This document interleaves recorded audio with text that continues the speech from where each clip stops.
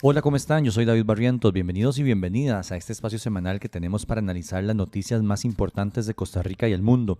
Le llamamos The Week. The Week es parte de La Hora Tica, un proyecto de periodismo independiente, por lo que su apoyo económico es la única forma de mantenerlo vivo. Este año no solamente queremos seguir con ustedes, sino que queremos crecer y hacer diferentes cosas y más cosas. Así que si les gusta nuestro trabajo y les parece útil, pueden ingresar a www.patreon.com/La Hora Tica o también pueden hacernos un simple móvil al 8607-6470. Esta semana hablamos de silencios que dicen mucho en la Asamblea, el fallo de la Sala Constitucional contra el MEP, una condena contra una exdiputada del PLN y un par de cosas más. Iniciemos.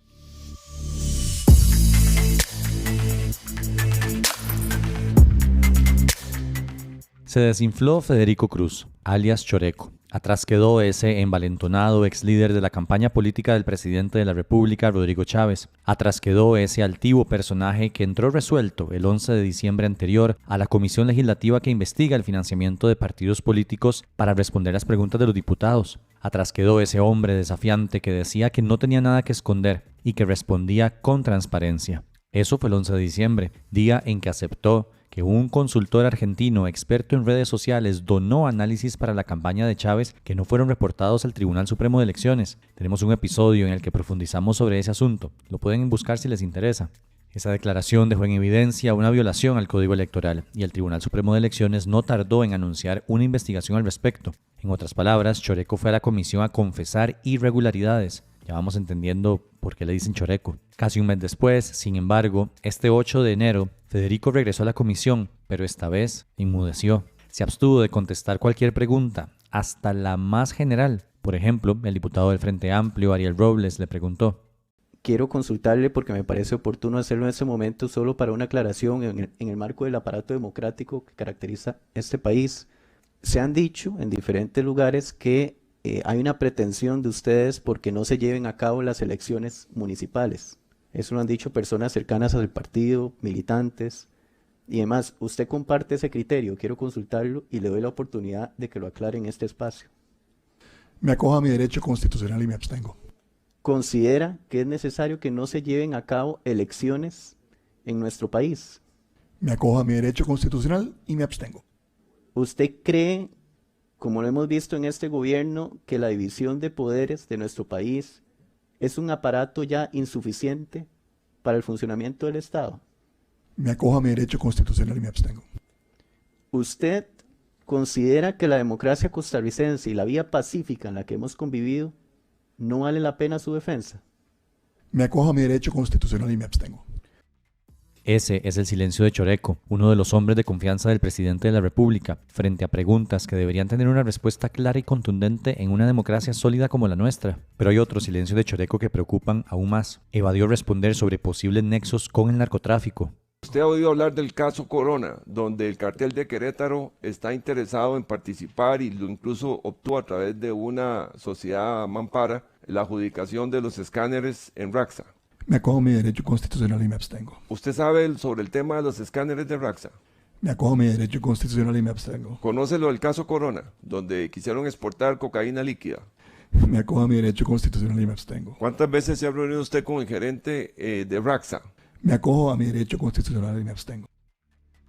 Recordemos que la Fiscalía abrió desde marzo de 2022 una investigación penal relacionada con el aparente financiamiento paralelo de la campaña presidencial de Chávez. Por ese caso, en agosto del año pasado, el fiscal general Carlos Díaz allanó el bufete de Arnoldo André Tinoco, canciller de la República, en San Pedro de Montes de Oca. Tinoco es una de las personas investigadas por una de las dos supuestas estructuras paralelas que habrían financiado la campaña de Chávez, sin que el dinero pasara por las cuentas del Partido Progreso Social Democrático y sin reportar los recursos al Tribunal Supremo de Elecciones. Otro que se abstuvo de responder preguntas de los diputados, pero esta vez en la comisión que investiga presuntas irregularidades en la asignación de fondos públicos a través del Sistema Nacional de Radio y Televisión, fue Armando Gómez, exdirector de prensa de Casa Presidencial. Aunque Gómez no es imputado en ninguna causa judicial, rechazó responder preguntas relacionadas con el manejo del presupuesto para pauta oficial, la forma en que destinaron millones para que el SINAR manejara la asignación de contratos publicitarios, la contratación a dedo de Cristian Bulgarelli,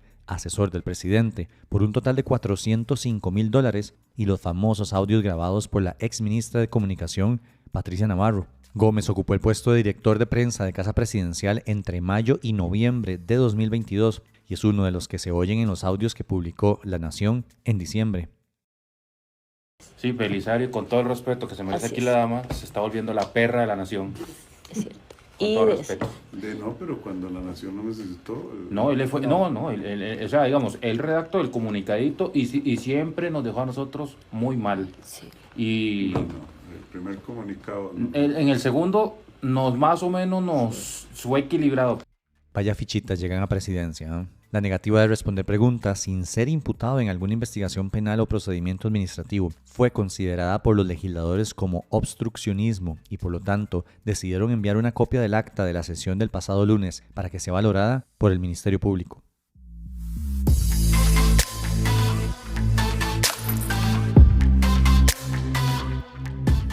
La exdefensora de los habitantes y exdiputada de Liberación Nacional, Ofelia Teitelbaum, fue condenada esta semana a 7 años y medio de prisión por el delito de uso de documento falso. Bueno, para ser exactos, 29 delitos de uso de documento falso. El caso se remonta al 2014. Sí, hace 10 años y ahorita vamos a hablar de eso. Pero en ese año una costurera de San Carlos llamada María de los Ángeles Otárola quería asegurarse con la caja y cuando llegó a hacer la vuelta le dijeron que no podía porque tenía una deuda millonaria con Hacienda por servicios profesionales dados a una empresa cuya representante legal era justamente Teitelbaum. Cuando la prensa reveló el caso, también dieron a conocer llamadas de la entonces defensora de los habitantes hacia la señora sancarleña, donde le dice: Lo único que necesito es que vos le digas a la periodista, mire, yo desde hace más de un año no recibo ni un 5, doña Ofelia.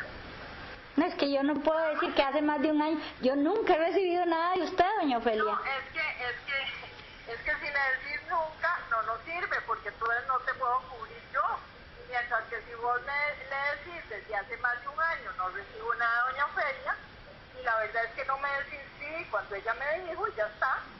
Yo me comprometo con usted y si yo le digo que me comprometo, me comprometo. Yo conozco su palabra. A arreglarle su situación en la caja. Entonces, yo voy a ir a averiguar cuál es la deuda que hay, la cancelo. ¿Aló? Ok, sí, estoy escuchando. Ok, yo la cancelo y la dejo asegurada. Ok, está bien. Yo antes necesito que usted le diga a la periodista eso. Y necesito que le diga a la periodista eso, porque si esa vieja salió hoy en la noche con esta carajada, a mí me complica la vida. Dios mío, el descaro de doña Ofelia no tiene límites. Ella había sido sentenciada en 2019 a 9 años de prisión. Sin embargo, tras apelaciones se hizo un nuevo juicio y finalmente se le redujo la condena y quedó en 7 años y medio. La fiscalía pudo probar que la entonces defensora alteró 29 declaraciones para evadir impuestos desde el 2004 y hasta el 2013. Todo ese tiempo lo estuvo haciendo y nadie se dio cuenta. ¡Qué putas! O sí se dieron cuenta y lo dejaron pasar. Una de dos.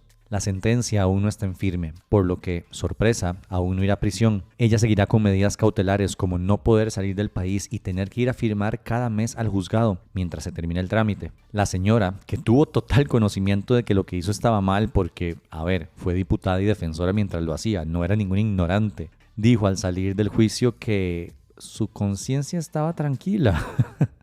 ¿Pueden creerlo? Mi conciencia está tranquila, que eso es lo más importante. Yo estoy tranquila, mi familia está tranquila. No, a prisión no voy a ir. Ya el presidente lo dijo.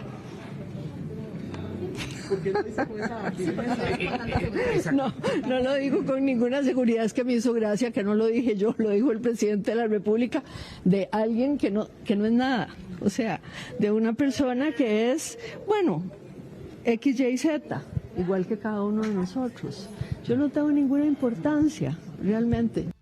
Es que no se puede ser más descarada en esta vida, en serio. Esa señora debería estar en la cárcel hace años. Y vean, el hecho de que tome 10 fucking años para un caso como este resolverse es algo que por amor a Jesucristo tiene que cambiar en este bendito país. No es posible, en serio, que tome una década completa. 10 años de una persona andando libre por la calle haciendo lo que le da la gana mientras espera su juicio. Y lo peor de todo es que les puedo apostar el aguinaldo que no tuve porque trabajador independiente a que esa señora no pone un pie en prisión. Alguna enfermedad se va a inventar por su avanzada edad para que no pueda estar estar en la cárcel. Algún dictamen médico va a falsificar, porque ya vimos que es buena para presentar documentos falsos. Que la van a librar de estar con el proletariado que sí meten a la cárcel por robarse unas picaritas. Es que en serio da mucha cólera. Y valga decir que esta es la tercera persona del Partido Liberación Nacional en ser condenada en los últimos par de años, junto a Víctor Hugo Víquez, exdiputado, y Óscar Núñez, expresidente de la IA. Y ni qué se diga del flamante alcalde de San José, Johnny Araya, sancionado múltiples veces por la Contraloría. ¿Ese partido qué? ¿Cuántos más faltan? ¿Qué esperan para hacer una limpia?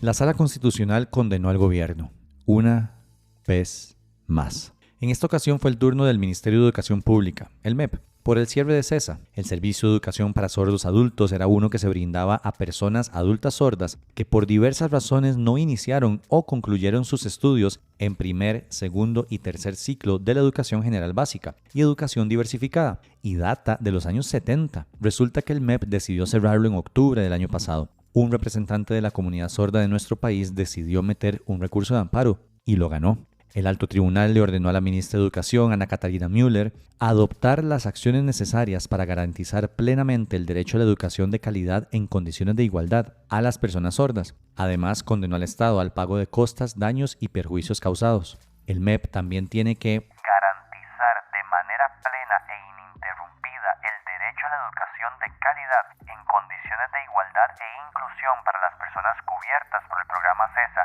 y la población sorda en general. Dice el por tanto. La primera propuesta del MEP para las 67 personas sordas matriculadas en CESA el año pasado fue que continuaran su educación en el Centro Integrado de Educación de Jóvenes y Adultos, el CINDEA, de Montes de Oca. Sin embargo, ahí lo que se dan son clases en español. Una persona profesora sorda de CESA, que prefirió mantener su anonimato, dijo a este medio que las personas sordas iban a recibir educación con profesores oyentes que no manejan la LESCO ni los elementos socioculturales propios de las personas sordas jóvenes y adultas. La decisión del MEP en ese momento provocó la reacción de la comunidad y luego de una reunión con la ministra llegaron a acuerdos que, si me preguntan a mí, fueron un plato de babas y finalmente igual iban a cerrar CESA, pero ya no podrán. Este medio solicitó al MEP una reacción a la decisión de la sala, pero al cierre de edición de este podcast no habíamos tenido respuesta. Costa Rica le debe mucho a la comunidad sorda de este país, muchísimo. Sin duda alguna, CESA no es ni cerca de ser perfecto y el MEP debe hacer cumplir el derecho a educación de todas las personas sordas, principalmente las menores de edad, que se ven sumamente excluidas de nuestro sistema educativo.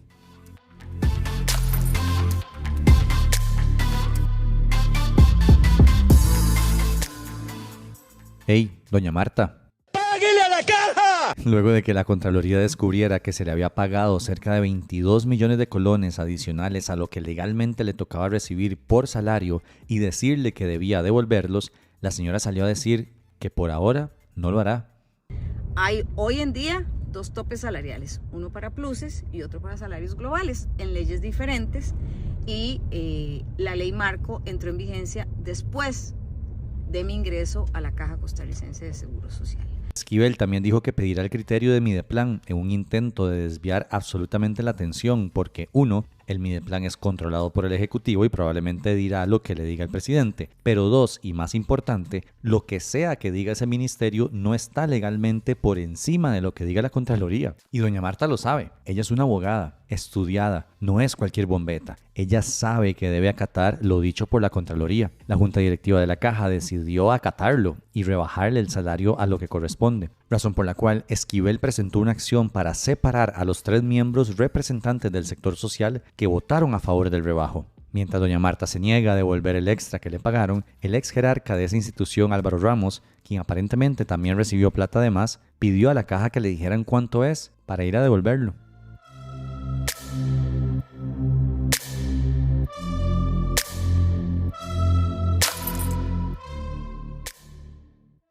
En Ecuador, Grupo Armado irrumpió en el canal de televisión TC y transmitió en vivo el secuestro de su personal. Ola de violencia en Ecuador que se siguió transmitiendo, por ejemplo, en universidades. Recién, Diego, nos contabas de negocios y shopping. Bueno, tenemos que hablar también de un auto que explotó y a eso le sumamos esta universidad donde empezaron a correr los estudiantes. Miren ustedes los momentos que se vivieron. Los audios corresponden a noticias internacionales reportando sobre la crisis de violencia que estalló el pasado martes en Ecuador. El país sudamericano enfrenta algo pocas veces visto. 7 grupos de criminales organizados le declararon la guerra oficialmente al Estado y tomaron a la fuerza un estudio de televisión, instalaciones universitarias, comerciales y hasta hospitales. Una vez allí amenazaron con armas y explosivos a periodistas, policías, médicos y estudiantes. Según reportó el diario español El País, solo en esa jornada se registraron 10 personas asesinadas, 2 de ellas policías. La ola de violencia se agravó el martes, pero los incidentes iniciaron desde el domingo pasado, cuando el gobierno de ese país reportó el escape de la cárcel El Litoral, en Guayaquil, de Adolfo Macías, alias Fito, líder de los Choneros, una de las organizaciones más peligrosas y violentas de ese país. Fito, quien se ha escapado en varias ocasiones, descontaba una condena impuesta desde 2011 por narcotráfico, delincuencia organizada y asesinato. El escape de esta persona ocurrió horas antes de que fuera trasladado a una prisión de máxima seguridad. Luego de conocer sobre la huida, el gobierno de Daniel Noboa, quien no tiene ni 2 meses de estar en el poder, declaró un estado de excepción por 60 días. Con esa medida se puede sacar a las Fuerzas Armadas a las calles para apoyar a la policía y se decretó un toque de queda. He dado disposiciones claras y precisas a los mandos militares y policiales para que intervengan en el control de las cárceles. Acabo de firmar el decreto de estado de excepción para que las Fuerzas Armadas tengan todo el respaldo político y legal en su accionar. No es la primera vez que un mandatario ecuatoriano declara el estado de excepción. El presidente Guillermo Lasso lo decretó varias veces, pero en esta ocasión la respuesta de los criminales llegó a niveles sin precedentes. Desde el domingo pasado, los delincuentes organizaron motines en 6 cárceles, las cuales son completamente dominadas por los presos, en especial la penitenciaría del Litoral y la regional. Ese complejo penitenciario contiene a 10.000 prisioneros, la cuarta parte de la población recluida en esa nación. Es conocido en ese país que los presos controlan las cárceles y desde allí también administran las actividades criminales como el narco, el sicariato y otras. Ahora, ¿por qué debemos ver hacia Ecuador? ¿Por qué debemos preocuparnos por lo que pasa en ese país? ¿Cómo llega un país a esos extremos de violencia? Primero, Ecuador era uno de los países más seguros de la región hasta hace unos años. En eso guarda similitud con Costa Rica, que hasta hace poco éramos una de las naciones más seguras de Centroamérica. Además, hay una cercanía geográfica entre Ecuador y nuestro país. Incluso compartimos fronteras marítimas. Otro aspecto relevante es el crecimiento en el número de homicidios. Según el Estudio Global sobre Homicidios 2023, elaborado por la Oficina de Drogas y Crimen de las Naciones Unidas, entre 2016 y 2022, las muertes violentas aumentaron un 407%. Los datos muestran que en 2022 ese país registró 4.859 asesinatos y en 2023 la cifra subió a 7.592, mientras que la tasa de homicidios pasó de 27 asesinatos por cada 100.000 habitantes en 2022 a 40 por cada 100.000 habitantes en 2023. Esa variación representa un crecimiento del 48%. Y ese porcentaje debe llamarnos la atención. En Costa Rica, la tasa de homicidios entre 2022 y 2023 pasó de 12,8 a 18, lo cual equivale a un aumento de 40%. Pero ¿cómo llegó Ecuador a esto? Algunos analistas apuntan a su posición geográfica, pues es limítrofe con los 2 principales productores de coca del mundo, Perú y Colombia, y el traslado de grupos armados de Colombia hacia Ecuador. Marco Méndez, director de la Escuela de Relaciones Internacionales de la Universidad Nacional, explicó ese fenómeno en el programa Hablando Claro. Algunos grupos que estaban asociados a esas fuerzas en conflicto empiezan a transitar sus acciones a dinámicas de narcotráfico. Es aquí cuando se empieza a ver una disputa muy importante sobre el territorio ecuatoriano, porque algunos de estos grupos que anteriormente participaban en el conflicto colombiano empiezan a disputarse los canales, el espacio para poder transitar con la cocaína.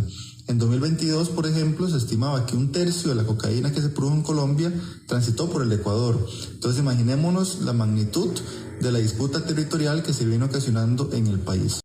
Pero hay otros factores estructurales que también deben hacernos reflexionar. Méndez, quien estudió y vivió en Ecuador, mencionó problemas estructurales como la impunidad en el sistema judicial de esa nación, el descenso en la inversión social y el deterioro del sistema de educación.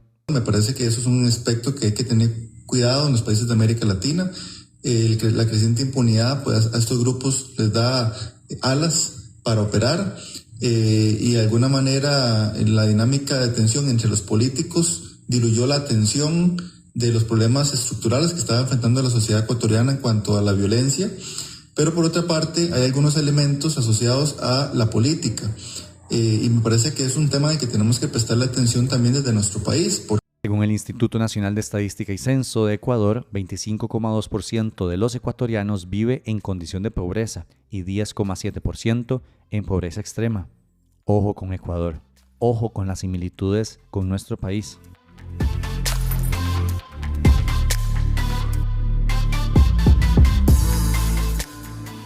No podemos cerrar este episodio sin referirnos a un hecho violento que sucedió el miércoles pasado a las 10:55 de la mañana en la calle principal de San Pedro en Montes de Oca. Unos sujetos dispararon contra el nicaragüense Joao Maldonado y su pareja Nadia Robleto, también de esa nacionalidad. A simple vista pareciera una balacera más, pero no lo es. Hay elementos que le dan una importancia mayor. Maldonado es refugiado en Costa Rica porque es disidente del Frente Sandinista de Liberación Nacional y en 2018 lideró algunas protestas contra el régimen de Daniel Ortega que incluyeron el uso de armas. Además, en 2021 fue víctima de otro ataque en Escazú y, según confirmó el diario La Nación, el hombre era parte del programa de protección de víctimas y testigos. En septiembre de 2023, en una entrevista con ese periódico, Maldonado dijo que, en agosto, agentes de la Dirección de Inteligencia y Seguridad, la DIS, irrumpieron en su casa para informarle sobre una amenaza contra él y trasladarlo, junto a su familia, a un sitio seguro. Esas amenazas provienen del régimen de Nicaragua y la dictadura. Las investigaciones del atentado que sufrí en el 2021, según me dicen los agentes, ya descubrieron que vienen de Nicaragua. Y no soy solo yo, en Costa Rica no he sido el primero, dijo Maldonado. También declaró que existe una célula de colaboradores de Ortega que se dedican a amenazar a opositores. Ismael López, el periodista que entrevistó a Maldonado, preguntó a Presidencia desde septiembre por este caso, pero ignoraron sus consultas. Una de las preguntas fue si agentes de la DIS intervino para resguardar a esta persona. El periodista también le consultó al ministro de Seguridad, pero dijo que eso no era con él y que se le debía consultar a la DIS. Ahora, después de que balearon al refugiado nicaragüense y su pareja, el gobierno sí corrió a responder esas consultas. Dijo que es falso que agentes de la DIS intervinieran para salvar de un atentado a Maldonado. También expresaron que no existe ningún tipo de indicio de que en Costa Rica haya alguna célula organizada y controlada por el gobierno nicaragüense. Pero suave un toque, es la segunda vez que Maldonado, un refugiado y opositor nicaragüense, es atacado en Costa Rica. Le dijo a la prensa que tiene semanas recibiendo amenazas desde teléfonos nicaragüenses. ¿No son esos indicios suficientes para investigar si efectivamente hay matones de Ortega operando en el país? La versión de Presidencia vale la pena ponerla en entredicho, en especial porque Chávez dijo semanas atrás a la agencia de noticias EFE que mantiene una relación cordial, respetuosa y constructiva con Daniel Ortega. Y, por si había dudas de la relación que el mandatario tiene con el régimen nicaragüense, aseguró que llama con frecuencia a Ortega y Rosario Murillo para consultarles diversos asuntos. También recordemos que Costa Rica votó a favor de que el representante de Nicaragua fuera electo como secretario general del SICA. Quizá en la próxima llamada don Rodrigo pueda preguntarle a Ortega quiénes dispararon a Maldonado y si refugiados nicaragüenses seguirán siendo atacados en Costa Rica.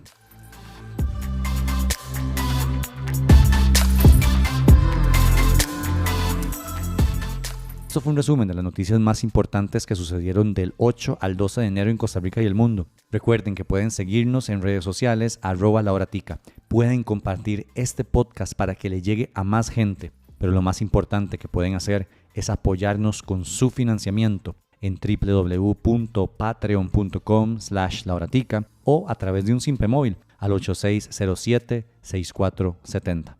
Hasta pronto.